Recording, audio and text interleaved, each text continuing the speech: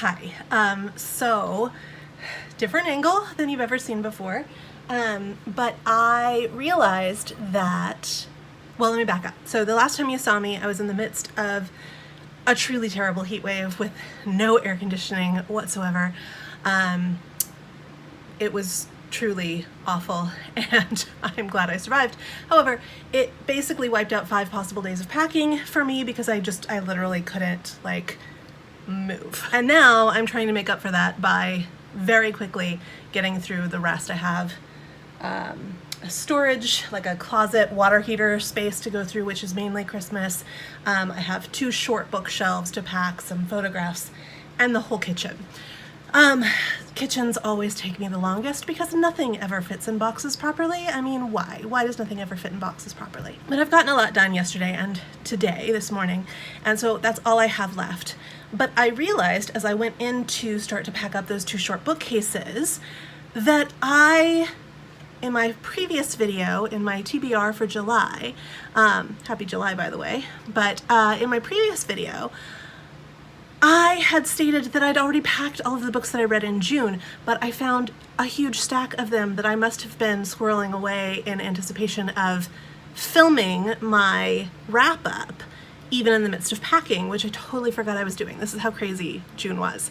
So I have about half of them, or maybe 2/3 of them, that I read right here, and I have a box to pack them in. I'm a mover. It's a reused box, so there's some tape hanging off of it. It doesn't have to be pretty to get it to the destination. So I'm going to go ahead and do a very quick wrap up and boxing of these books that I have here that are out. These are in no particular order, by the way. It's just like this is how they're stacked.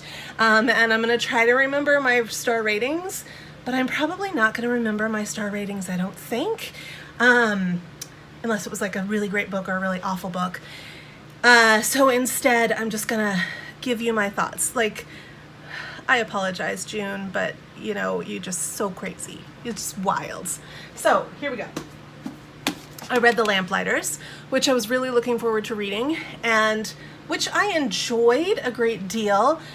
It has stuck with me more than I thought it would. I think I gave it 3 stars, but I'm not quite sure. I would like to read it again. For me, I think the parts that are told is told through multiple voices. The parts that are told through the voices of the women as opposed to the men. Parts that are written by the women and their time period, I enjoyed a whole lot more than the parts that are written by the men. While I do understand what happened, I don't know what happened. And I think that going in and doing a reread of this in about a year or 2 will be extremely positive. So I liked it. I didn't love it. I'm still processing it. It wasn't exactly what I thought it would be, but yeah, I'd recommend it, with some caveats. I read The Sea of the Unknown. I read The Sea of the Unknown by Jay Swanson. Jay Swanson is a YouTube creator and a self-published author. This was a self-published book. If you read my Goodreads review, you'll realize I put a lot of history in there as to how I even came to purchase this book. This is not a book that you see ever. I think it has like 200 reviews on Goodreads, which is awesome. 200 more than anything I've never published has. But he is a YouTube creator. If you want to check him out, Jay Swanson, you should do so. I ended up getting this book because he's been daily vlogging for many a year. And so when I stumbled upon him this past winter, I think it was in January or February, because I was looking for a very specific, I was looking for visuals of the Montmartre cemetery, and he lives in Paris. He's an American, but he lives in Paris. And he had tagged something of his with Montmartre. Or Montmartre. I'm not sure how to say that. Anyway, I was looking for visuals of the cemetery for something else that I was doing. And his video came up, so I watched it, but I felt like I was coming into the middle of a conversation. Come to find out, it's like a multi-year conversation. So then I just kind of started watching him and couldn't look away and couldn't really tell you why, but the man is like a Tasmanian devil cartoon character. Like, he just never stops moving, and couldn't look away. And I was like, I need to know why I can't look away. I need to, but in order to make it less frustrating for me because I have no idea what you're talking about 94% of the time, I want backstory, and I realized he had a book, a memoir, and actually this super duper helped so much. I enjoy his videos so much more now. I still can't look away, but like now I understand where he's at and why he's there and why he's vlogging every day. So I do strongly recommend his channel, but I also strongly recommend this as a companion piece. I've never recommended a companion piece to a YouTube channel before, but I do recommend this one. I think I gave it, he's a very personable author. It's a little bit frustrating because he keeps making decisions in this book, is very honest, and in that way very humble, but he's also a little bit narcissistic, which I probably am too. Anybody I think who has a YouTube channel probably is, to a certain extent. No judgment, but he likes himself an awful lot, and yet he's also extremely hard on himself, and at the same time he keeps making decisions which are so poor. Like, they're so harmful and hurtful, and I know that part of that is him talking about the past and how much he's changed and where he's at now, but it hurts. It hurts to watch him make some of these choices. Okay, I read Long Division. This was sent to me, I think this is a re-release, but this was sent to me as a review copy, and I absolutely love this book. I had no idea what I was getting into when I opened it up. First I was reading it and I was like, what is going on here? Essentially it's two stories going on at once, kind of like a parallel universe kind of a thing. All of the voices that this story is told through, or all of the time periods, all of the situations are so odd, but at the same time just very inviting. Like, you just go with it. From sentence one, you just follow through. And I'm not going to tell you much because it would really ruin your experience. But you just have to kind of pick this up with an open mind. Don't read about it. Don't look for spoilers. Even if you love spoilers, don't look for spoilers. Just read it. I read American Philosophy by John Kaag. I'd had this on my shelf for a really long time. And I'd read bits and pieces of it for research for a paper that I did a long time ago for my doctorate. And essentially it is a memoir of a love story and transcendentalism and pragmatism. I got it for the pragmatism and the transcendentalism and the history in it, which is profoundly written, profound and accessible. Also woven within this narrative of history and philosophy, though, is how this author is influenced in their choices, their personal life choices, both consciously and subconsciously, by pragmatism and transcendentalism and this history and these people that he has learned so much about and followed for so long. So some of it felt like too much information. Some of it felt like, I'm not sure why we're reading this or how it's relevant. Some of it felt very self-serving, but what memoir isn't, I guess? So I do recommend this if you have an interest in pragmatism, transcendentalism, American philosophy. I read Madam, and I really loved this. I did, and I had anticipated that I would really love this, but I also have had several of these kind of thriller books on my TBRs this year and been disappointed by them because I think I had high hopes. Well, I still had high hopes for this, and was reading it with trepidation, and I read it very quickly because I was just afraid it was going to let me down, and I didn't want to get too invested. I would love to sit down and do a reread this year, actually, of this one, because I ended up really loving it, and I think the speed with which I read it kind of diminished my immersion into the atmosphere that it's creating. It is so great. It's so great. If you enjoy books with predictable but interesting twists, yeah, the actual, like, what's going on in this thriller is probably not going to surprise you. The ride to get there is quite enjoyable. So I do recommend this one if you enjoy a good thriller. Ethel Rosenberg. This was sent to me, this is out now, but this was sent to me as an ARC.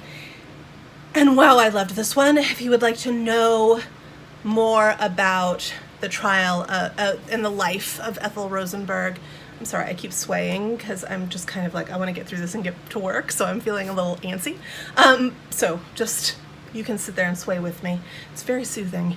But I am highly recommending this book, recommending it to everybody, even if you don't know anything about Ethel Rosenberg or the Red Scare, the second Red Scare in the United States. This is just really a beautifully researched, well-written story of a life. I read this little novella, The Factory Witches of Lowell. This was super enjoyable. I don't remember how I heard about this one at all. I have absolutely no reason. I have absolutely no memory of where I heard of this one, but I'm so glad that I did. I kind of wonder if it was a Jen Campbell recommendation. It seems like something she would recommend. I'm not sure. Super short, super fast read. Really, really fun, almost steampunky, but not really steampunk, novella about working conditions, women's rights. It feels very much like a Ghibli film. I do that a lot. I compare a lot of things to Ghibli, but when it has that kind of like otherworldly, magical, yet totally relatable feel to it, when a story does that, it just automatically reminds me of Ghibli. So I do highly recommend this novella. So I read part of this in May and the rest of it in June. This is Fresh Water for Flowers by Valerie Perrin, and it is translated. The reason I picked it up at all is because of the translator, who is Hildegard Sorel, who also does the Mirror Visitor series. She translates those from French, and I just love those so much. So I actually, for the first time in my life, bought a book because of the translator. And I'm so glad I did. I never would have even found this book if I wasn't looking for Hildegard. And this book is phenomenal. If you don't know about this book, please find it, track it down, pick it up. If you enjoy stories that meander but are also action-packed, it's a very soft, gentle, slow, action-packed story, if that makes any sense. It is about a woman who is the caretaker at a cemetery and how she got there. One day a man shows up at the cemetery and wants to know, and has a mystery. He has this mystery that his mother, who should have no connection, wants to be buried in this cemetery. And it's his story, too. There's so much in here about grief and love and loss and family and identity and starting over. I highly recommend this. I read The Library at the Edge of the World. This is the first book in this series, and I am excited to pick up the second book this month, in July. I absolutely loved this. It's by Felicity Hayes McCoy, and they are kind of Jenny Colgan-esque, set in Ireland. About a woman who has to return to her mother's house and to her childhood village after having lived in London because her marriage breaks up, and kind of how she rebuilds her life in a way that she maybe didn't anticipate, but that is right for her. So I really, really enjoyed this. And then when I posted about it, I was so excited. I was fangirling because Felicity Hayes McCoy liked my review, and I always love it when an author does that. I read To Have and Hoax. This one was a huge disappointment for me. I think that the whole drive of this is humor, and I didn't connect with the humor at all. I could see how some people I could see how a lot of people would enjoy this. One of my pet peeves, though, is when a very simple piece of communication could be shared and none of the plot would happen. So without that very simple piece of communication, which could so very easily have been shared between two people who loved each other, if that had just been done, this book wouldn't exist. So that's a pet peeve of mine, and if you don't mind that kind of a thing, then I bet this would be quite enjoyable. I still don't know that it would be funny, though, and that seems to be what was marketed the most, was its humor, and I just didn't find it funny. So I won't be moving on with this, and I will be unhauling this. I read Billy Collins. I've had this collection with me for a really long time. I love Billy Collins, so I knew what I was in for, but there were a lot of poems in here that I had never read before, and it was just so delightful. It was so So delightful. I love Billy Collins. If you don't read a lot of poetry, but you would like to, I do suggest Billy Collins as a starting place, as a jumping off point. If you read a lot of poetry and you're looking for somebody new, he's not new, he's been around for a really long time. He was Poet Laureate of the United States. But if he's new to you, I do suggest you give him a try. I think sometimes people don't read a lot of poetry because they don't necessarily know how to choose a poet. I think you're gonna always be comfortable, engaged, and challenged by Billy Collins. So I strongly suggest Billy Collins as a poet. Emily Dickinson's Envelope poems, which were absolutely amazing. The book itself is just gorgeous. They're just facsimiles of different poems that she wrote, that Emily Dickinson wrote, on the back of envelopes, old envelopes, and the scraps of paper. And then on the other side, I don't know if you can see that, there we go. On the other side, you can see a transcription of that, in case you can't read her handwriting. But there's something so beautiful about seeing her handwriting. I read this for my In Real Life book group. This is The Great Circle. I think I gave it 3 stars. I didn't really love this book. And it's hard for me to say why, because there's a lot of things in it that I do love. I just didn't love it in this book. I took quite a lot of time to write my review about it, and if you'd like to know more about what I thought about it, head to Goodreads, head to Instagram, find my post about The Great Circle. I read Mr. Malcolm's List. I think I'm going to enjoy this more as a movie, if that movie ever actually gets put out, than I did as a book, although I did enjoy this one a whole lot more than I enjoyed To Have and to Hoax. They're very similar and also very different. But I'm not going to unhaul this one. I do think that there are circumstances under which I would enjoy a reread of this, but I also do think that I would enjoy this much more as a film than a book. It's a little bit shallow, I would say, as far as like character development and how, like, it's very plot driven. It's extremely plot driven. But the basic premise of the story, I actually quite enjoyed. Yeah. So I don't know. I think with the right set of actors and actresses, like this could be a fun rom-com movie. I read I Dream of Space. I actually started reading this. I read about half of it in March, for middle grade March, and then didn't finish it, but fell in love with it enough so that I pushed for it to be a book that I was teaching next year with my 6th graders, and we are. But I finally finished it, and I knew that I would love it. I'd already loved it. I just hadn't gotten back into it. I hadn't picked up middle grade since March. So I wanted to finish it before I packed, and that I did. I also wanted to finish it before book orders for school, and that I did, just to make absolutely sure. But yeah, I loved it. I absolutely loved it. Anything by Erin and Trotta Kelly, I say, is super high quality. And then this is going to go back to the little free library that I picked it up from. One day I was walking by and I saw it sitting there, and I was like, you know what, I just really want something light that I can read in one weekend, and that's exactly what I did with this. I actually read it in, I think maybe an evening, an afternoon, and an evening. Like, it didn't take me a weekend even. Like, it was super fast read, and it was enjoyable. But also, I don't think I'm ever going to read anything by Susan Wiggs again. I think that, again, to throw this name out there yet again, Jenny Colgan writes very much the same, but feels slightly more whimsical, maybe. Whimsical is not a word I would normally use with Colgan, but this one felt like it was supposed to be whimsical, but failed at it. Yeah. Anyway, it was fine. I read it. I enjoyed it. I will never read it again. I'm going to give it back to the little free library and probably not be tempted to pick up a Wiggs again. I think one is enough for me. I've started in May and finished in June, That Summer by Jennifer Weiner. And I did enjoy this. I actually enjoy the after effect of it more than I enjoyed the reading of it. One of the problems, I'd never read a Jennifer Weiner book before. One of the things that was surprising to me was that I thought it was going to be a fun summer read.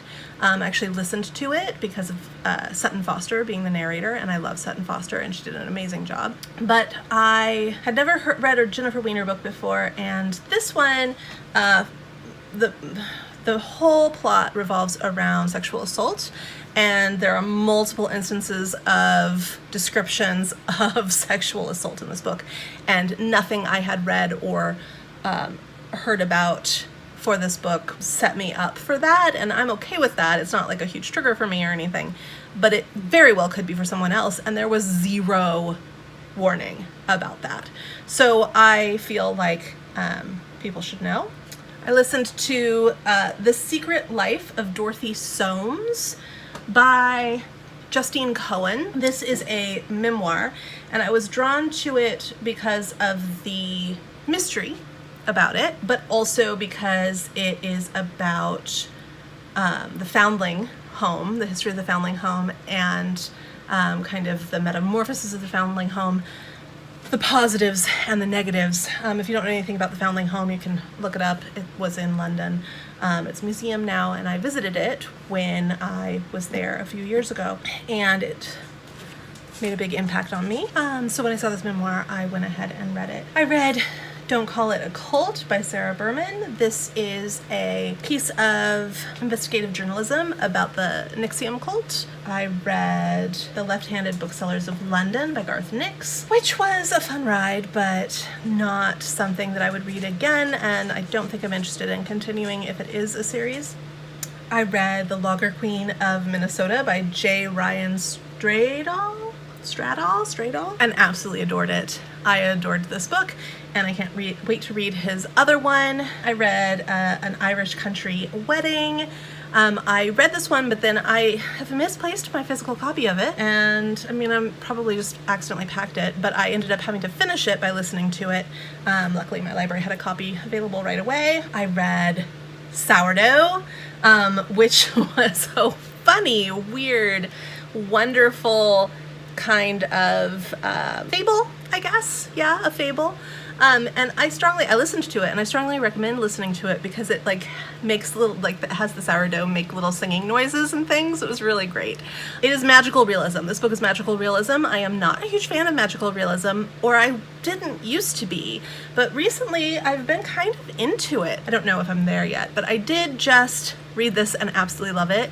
And I also just watched Jane the Virgin, which is full of magical realism, and I loved it. I absolutely loved it. So, yeah, I don't know. Maybe my taste is changing there, but I do recommend Sourdough by Robin Sloan. Read this one, The Girl Who Reads on the Metro by... Oh, I can't read that. By someone. It's translated from the French, and a lot of people have read this one. I'm a little bit late to the game on this one, but I saw that it was available, and I was in the mood for something lighthearted that fit the bill. I did enjoy it quite immensely, but it hasn't stuck with me. I read The Other Black Girl and loved it, and I'm seeing a lot of reviews from people who are like, this is mismarketed, this is not a thriller. It is absolutely a thriller. It's just a gentle one. It doesn't rely on shock value at all. I actually super enjoyed The Other Black Girl, and I highly recommend it. I listened to One Last Stop. This has gotten a lot of hype and not many negative reviews, or not many critical reviews. And I'm going to say that this is not a great book. It is also magical realism, ironically. That is not the definition of ironic. But it is also magical realism. I read this because I did really enjoy the author's other book, Red, White, and Royal Blue. I did not enjoy this one at all. I felt like the plot was thin.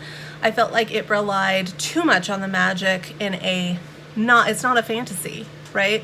But it relies on the magic to kind of move that plot forward. The insta-love was yucky to me. The public displays of affection on public transit was yucky to me. I didn't believe the characters in any way, shape, or form. It felt like the publisher pushed this author to push out a book too quickly. I read Crying in H Mart, and I remember this one so clearly. It was very recent that I finished it. I did not give it a star rating because I felt like that would belittle the content. This is a tough memoir. It is raw and it is brutal. It is about loss and identity. and H Mart. I want to give it trigger warnings for the death of a mother. If that is something fresh for you or hard for you to read about, please do not even attempt to pick up this book. And if you feel like you're dead inside, I still strongly suggest that you have some tissues. This book will break your heart and rebuild it, but also break it. Beautifully written, beautifully conceptualized, honest, vulnerable. I read How Y'all Doin' by Leslie Jordan. And I read this because I love his character in Call Me Kat. And Call Me Kat is Maya Bialik's remake of my favorite TV show, which is Miranda, which is a British TV show, which ran for 3 seasons and then ended. But I love Miranda Hart dearly. And when I heard that Maya Bialik was going to be in a remake, an American remake of that show, I was excited and trepidatious because Miranda is so exquisite. And Call Me Kat is its own thing. It is its own thing. Some of the storylines follow the same spirit, I will say, of Miranda Hart's show. Miranda Hart is a producer, but it is definitely its own thing.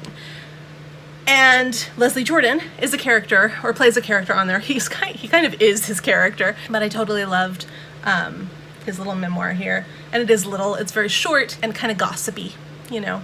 It's cute. And then I finished Dombey and Son. And I had like 150 pages or so left. And I, on one of the extremely hot days when I couldn't move, I didn't even want to read. But I listened to it. I got it on Audible, and I listened to the end of it, and I loved it. This is definitely up there as one of my top 3 Dickens so far. At this point, I've read, I think, 6 Dickens. Should have read at least 6 Dickens. And it's up there for number 1. Like, I'm going to rank them all at the end of the year. Right now, I think number 1 is Oliver Twist, number 2 is Barnaby Rudge, and number 3 is Dombey and Son. But Dombey and Son, we'll see how well it sticks with me, but I really loved it. I really, really loved it. It's a less known one, and I actually knew nothing about the story going in. What I thought I knew about the story was wrong, and so it was so fresh. And it was an interesting experience because I've been with Dickens for so long now, and so like methodically, 6 months straight of reading Dickens, that it was interesting to have such a familiar voice and a familiar pattern of storytelling and yet have absolutely no idea what was going to happen. None. Absolutely no idea. So I loved that. I absolutely loved that. It was like finding a new Friends episode that you've never seen before. It was a joy. It was an absolute joy. So I loved it. I'm going to see how long it sticks with me though. Do I keep going back to it like I keep going back to Barnaby Rudge and Oliver Twist? I think that's it. Yeah. Let's pop over to Goodreads and make sure that I've covered everything. Now there were a lot more books on my TBR. For example, I was supposed to read Framley Parsonage, which is the next book in my Barchester Chronicles journey with Anthony Trollope, but I have 2 months to read that book, so I actually won't be behind if I pick it up in July, which I will do. And then I was also supposed to read The Damnation of John Donnelly, which I did not get to. I was supposed to read House of Leaves, which I tried, but I just absolutely could not give it the attention that it deserves or needs. So I'm going to wait until I'm settled into my new apartment and pick that up in August. I was supposed to read Brother on 3, which I'm still super excited about, but I just didn't get to it. I was supposed to read Big Sister, Little Sister, Red Sister, which I just didn't get to. Let's see. I was supposed to read the second book in the Kristen Lavensdatter series, which is The Mistress of Husaby, and I just didn't get to it. So yeah, this was the first month this year that I did not read all the books that I intended to read. But I did read extras that I didn't intend to read at all, but that I was in the mood for or that came in as being holds from the library. I read quite a lot of books. I'm pleased with what I read, and I'm okay that I didn't get to some of the things that were on my TBR. I will get to them. There were a couple of other things that I DNF'd that I'm not seeing in my Goodreads. But one was a book that's set in Australia, and it's actually about like a drug cartel, I think. And as I started to read it, I thought it was about something else, but as I started to read it, I realized this is much more of an autumn-winter kind of book, so I want to finish reading it, but I'm going to go back to it later in the year. And another was The Beautiful Ones. Who's the author? You know what? I have my computer open. Let's just go check it out. Oh, it is called The Beautiful Ones. The Beautiful Ones by Silva Moreno Garcia, and she, of course, wrote Mexican Gothic, which I loved last year. And I saw this one, The Beautiful Ones, which has an absolutely, I'll just put it up here, because it's such a beautiful cover. And I started reading it, and I am interested in it. It was giving me kind of, I didn't get very far into it at all, but it was giving me kind of Night Circus vibes. And I do want to finish reading it, but I just wasn't focusing on it as I was reading it. I realized I would read it and then I'd have to go back. When I'd put it down, I'd pick it back up and I'd have to go back and reread whole paragraphs because I just wasn't retaining the story. I was confused about the characters, who was interested in who. Like I was not tracking with it. So I'm looking forward to picking that up at a later date. I do think that I will enjoy it, just at a different time. And then I kept picking out these like light-hearted books from the library and downloading the audiobooks and listening to like the first 5 minutes of them and going, nope, this is not for me, and ending it and moving on. So I DNF'd like 300 books this month, but it's all good. And takeaways are, even when I feel like I'm not reading very much, I'm still obviously reading quite a lot. It's okay. If you don't get to the things that you intend to get to, you'll get to them someday, or you'll let them go and they weren't right for you anyway and you learned something anyway. And also, June was a really crazy month. And also, I'm super comfortable with this camera now because look at me. And yeah, didn't even think twice about this. Just saw the stack of books and went, you know what? TBR is more important than what I look like. Let's just do this. So the next set of videos you get from me will be in my new place with lots of great natural lighting, lots of windows, very quiet and peaceful. Very looking forward to it. Anyway, I will see you there. Let me know if you read any of these. Let me know if you disagree with anything that I had to say, because I know that I have some unpopular opinions in this one. And let me know if you are going to add any of these to your TBR. I know I didn't go very much in depth into any of them, but I just wanted to make sure that I got this wrap up out there in a timely manner, instead of trying to instead of having it hang over my head while I'm settling into the new place. Happy July and fun stuff happening in July.